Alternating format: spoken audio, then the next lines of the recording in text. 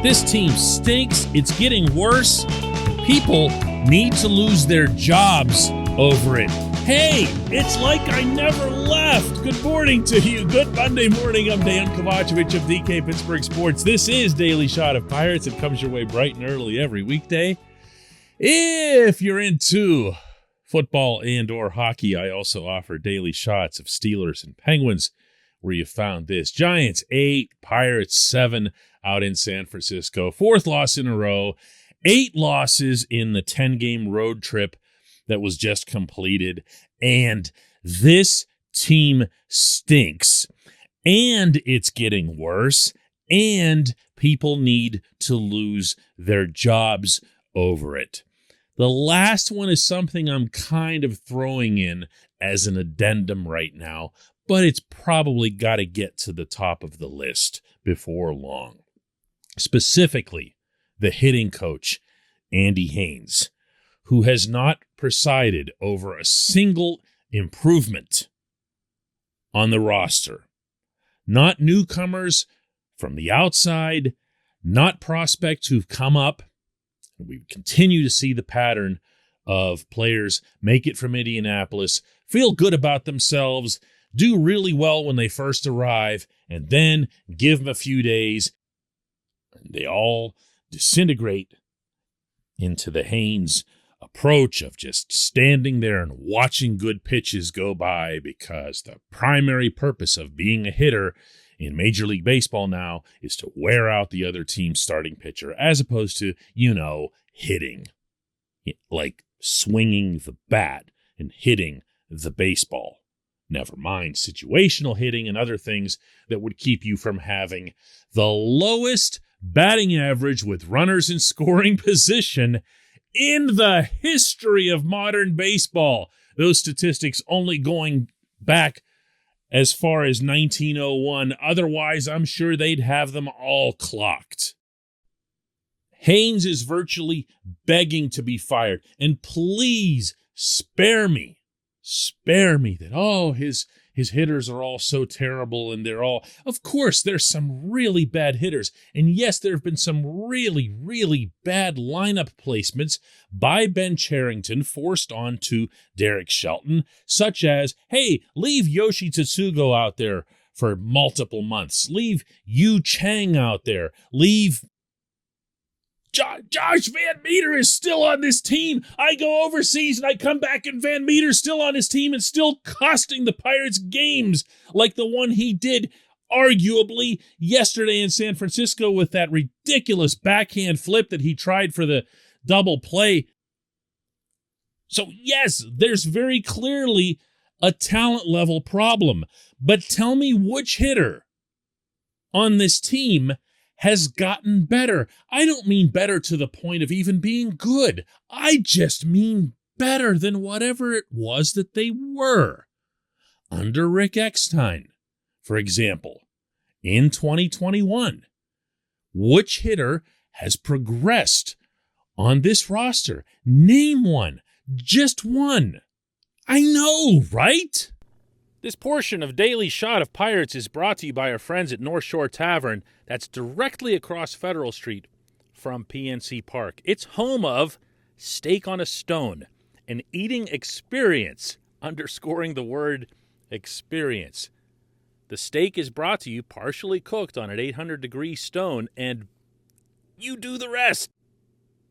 It's a ton of fun, it's a great meal, and it's a baseball atmosphere like no other in Pittsburgh. North Shore Tavern, right across Federal Street from PNC Park. This is a year of general regression for this team, and there's no longer anywhere to hide from that. Not the youth thing, not the we're trying this and that with this guy or that guy. This team was terrible at hitting in 2021. And it's worse now. This team was actually pretty good, believe it or not, at fielding and fundamentals in 2021, as I was one of the very few people pointing that out at the time. And they now stink at that.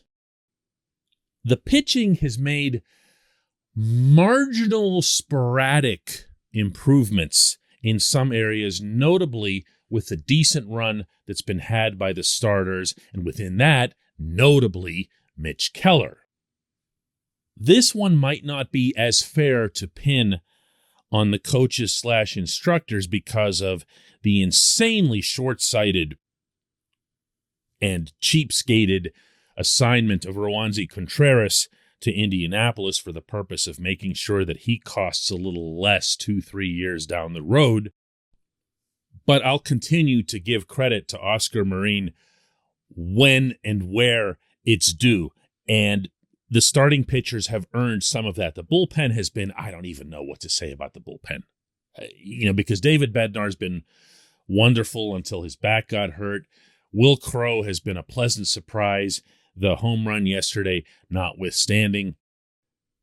But overall, it's just been a scrap heap collection of guys, and it really hasn't even mattered all that much. So I look at the hitting. I look at the hitters. And I ask myself 2 questions. One, is there a single hitter in that clubhouse who said to me at any point, on the record, off the record, however, man, this guy's really making me a better hitter. I really feel good when I get in the cage and I have Andy Haynes watching over me. Not once. Not once. And say what you want about how Eckstein finished here, but I used to hear it all the time.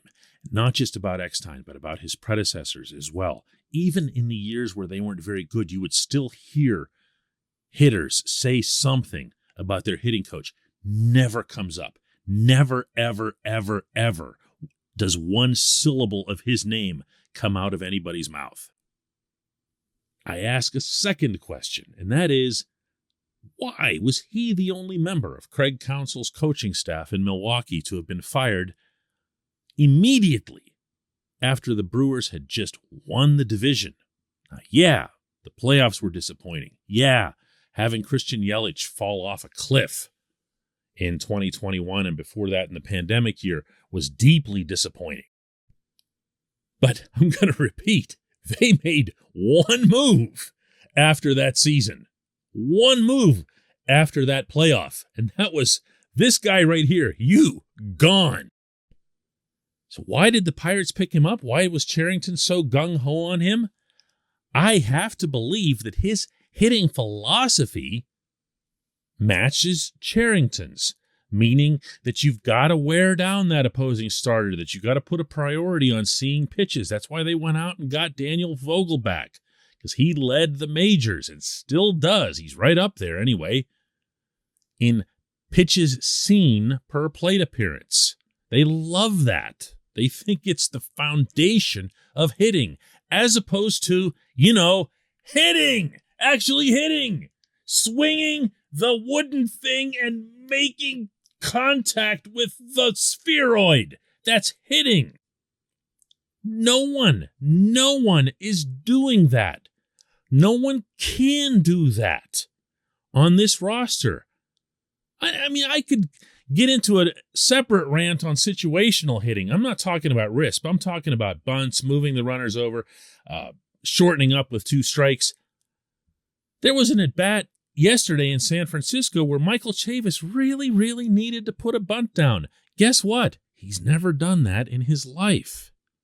Maybe the Pirates need to think completely differently about hitting in general instead of just being late into following every trend, as they were with the launch angle thing under Neil Huntington, and as they appear to just be waffling through it now without a clue as to how to coach or deploy hitters. It really, really is rising to number 1 on what's gone wrong in 2022. Believe you me, it's not about to go away in 2023. When we come back, J1Q.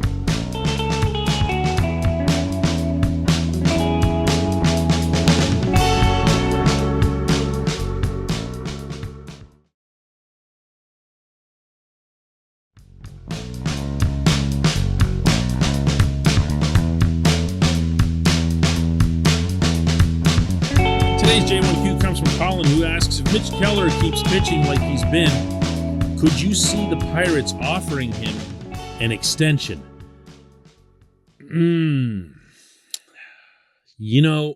I could, but not in the way you're thinking.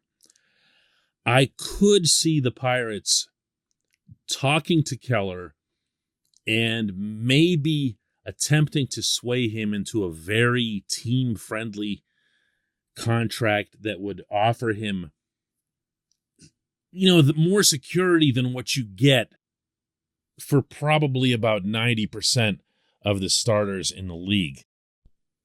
Bearing in mind that the one thing about pitching, unlike maybe any other position in professional sports in North America, is that every pitch can be your last. I mean, you just don't know.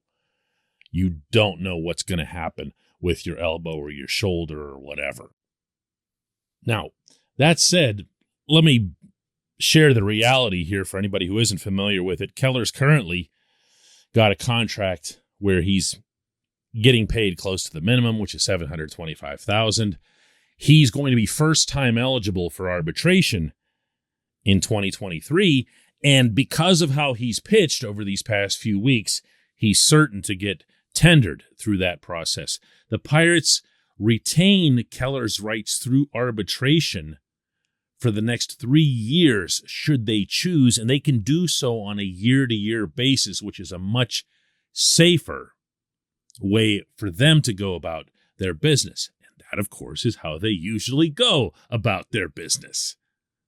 After that, and only after that, Keller can become a free agent. So if you were talking about the kind of extension that I presume you're referencing, meaning a longer-term one that would take away his free agent years or some of his free agent years, you'd be getting into 4 or 5 years, something to that effect. And what would you really be gaining out of it from the team standpoint? I mean, you'd have a really nice day on talk radio. You know what I mean? You'd have one day where everybody wasn't ripping you. That's not a reason to do it. And for that matter, I'm not sure it's a reason for Keller to do it either. I just don't see it. I don't see it with pitchers. I really don't. I've heard and read people say when David Bednar was going real well earlier this season, oh, you got to get him up there. You got to get him signed. No, you don't. No, you don't. In baseball, the one good thing for the low revenue clubs, the one good thing about the economic system is that you do retain these players' rights for 6 full years from the time they arrive in the majors, not just when you draft them or a certain period of time after that. The clock, the service time clock, ticks only for every day that you're in the majors. So there's got to be 6 full years of that before a player can go to free agency. That's why I always say that a lot of the people, most of the people, I think, who complain about this sort of thing, not you, I'm referring to just people in general, are people who think that the baseball system works like the football one that's a lot better known, the NFL's, in which you can be out of there in 3 years away from your original team. Baseball is double that. And you, unless it's an extraordinary case, have very little motivation as a team to try to lock up players to long-term deals. You just don't. You don't benefit from it. Again, other than from the PR standpoint, unless it's someone like, say, a Brian Reynolds. And I'm not just saying that because he had the big blast and the 5 RBIs yesterday and really, really deserves to be on a team that's got some clue as to how to hit a baseball. I appreciate the question.